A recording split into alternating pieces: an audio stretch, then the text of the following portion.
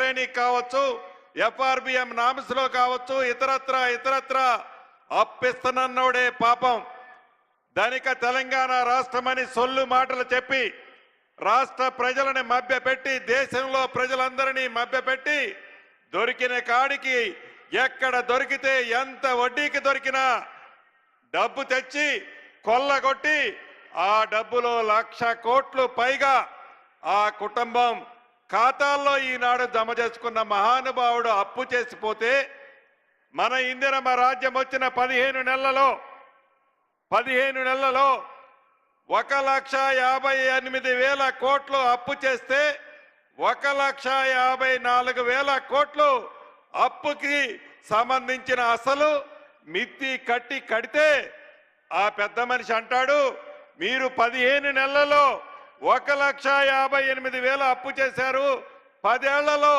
15 లక్షల అప్పు చేస్తారు అని అంటాడు. నువ్వు అధికారం కాంగ్రెస్ ప్రభుత్వం నుంచి నువ్వు అధికారం తీసుకున్న నాడు, రాష్ట్ర విభజన జరిగిన నాడు ధనిక తెలంగాణ రాష్ట్రంగా నువ్వు తీసుకుంటే ఏ అప్పులకి అసలు మితి నువ్వు ఆనాడు కట్టాల్సిన అవసరం రాలే. కానీ ఈనాడు ప్రతి నెల 6,500 మనం తిన్నా తినకపోయినా మన అవసరాలు ఉన్నా లేకపోయినా అసలు మితి కడితేనే దేశంలో మన రాష్ట్రానికి గౌరవం ఉంటుంది. ఆ పరిస్థితి తీసుకొచ్చింది ఆ పెద్ద మనిషి. నిన్న మొన్న చూశారు, ఈ 15 నెలలలో అసెంబ్లీ జరిగేటప్పుడు ప్రధాన ప్రతిపక్ష నాయకుడు అని చెప్పుకుంటున్న ఆ పెద్ద మనిషి 2 సార్లు అసెంబ్లీకి వచ్చాడు. నోరు ఇప్పితే ఏ ముత్యాలు రాలతాయనో, ఆ మాట్లాడితే నిజాలు ఎక్కడ చెప్పాల్సి వస్తుందనో అసెంబ్లీకి రాడు. అసెంబ్లీకి వస్తే సమాధానము ఉండదు. ఇక వాళ్ళ తొత్తుని కౌరవ సైన్యాన్ని అసెంబ్లీకి పంపిస్తాడు. మొన్న చూశారు మీరందరూ, దళిత స్పీకర్ అని కూడా లెక్క చేయకుండా అహంకార పూరితంగా బీఆర్ఎస్ పార్టీ నాయకులకి సూచనలు ఎవరిస్తారా అంటే ఆ పెద్ద మనిషి కేసీఆర్ గారు ఇస్తాడు. ఆ సూచనల ప్రకారం అహంకార పూరితంగా దళిత స్పీకర్ అని కూడా చూడకుండా ఎలా అసభ్యంగా మాట్లాడారో తెలంగాణలోని ప్రతి బిడ్డ గమనించాడు.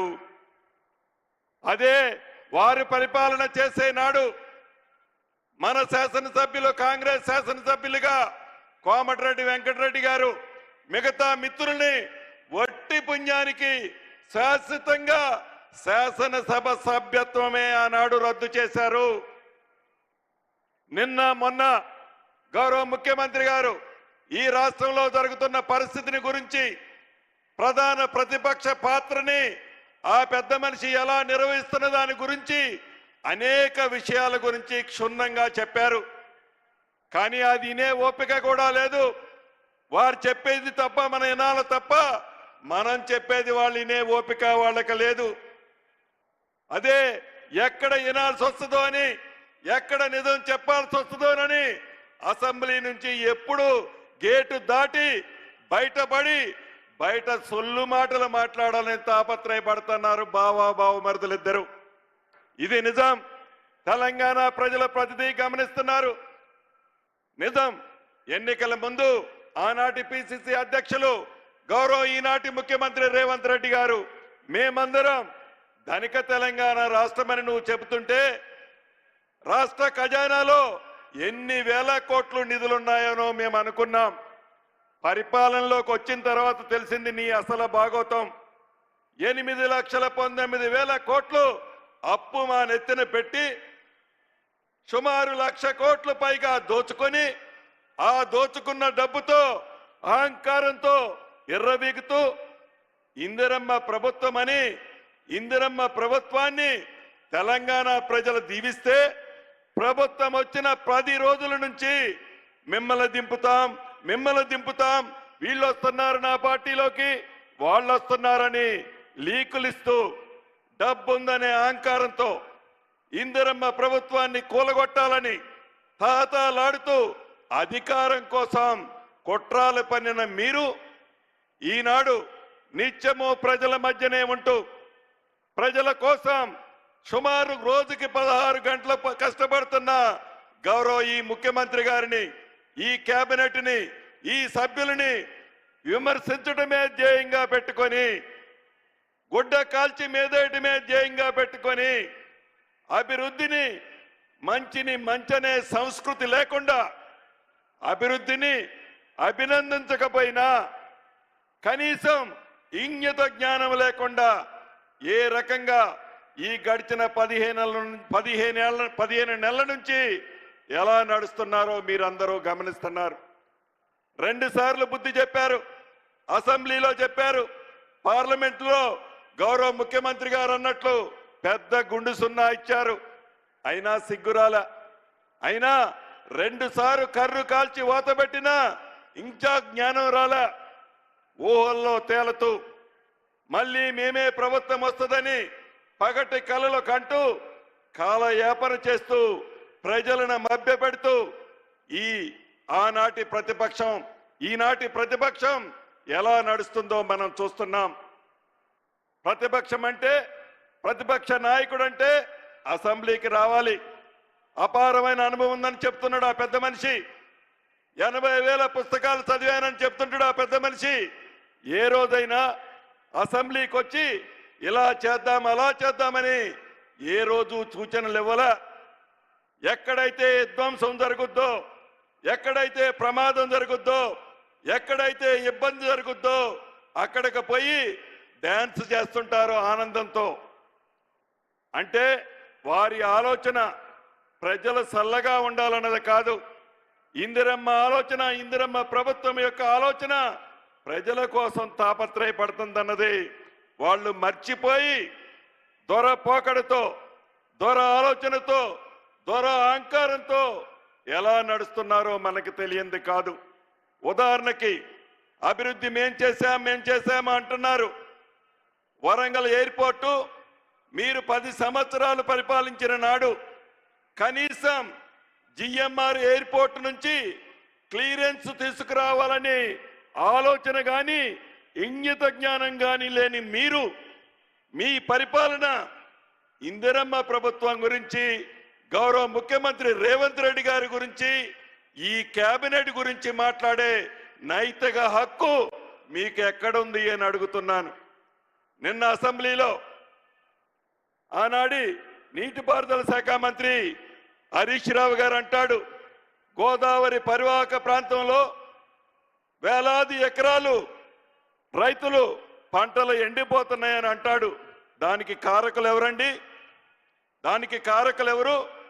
కాళేశ్వరం కట్టి మా అద్భుతంగా అని కట్టామని చెప్పి 7 ఇంతలే కాదు కాళేశ్వరం 8వ ఇంతని చెప్పిన మీరు కట్టిన 2వ సంవత్సరమే కూలిపోతే దాని మీద సుమారు 1,10,000 కోట్లు మీరు ఖర్చు పెట్టామని చెప్పి బొక్కితే ఆ అప్పునంతా ఈనాడు సామాన్య ప్రజలు తెలంగాణ బిడ్డలు కడుతున్నారు. గోదావరి పరివాహక ప్రాంతాల్లో పంటలు ఎండిపోవడానికి కారకులు మీరు కాదా?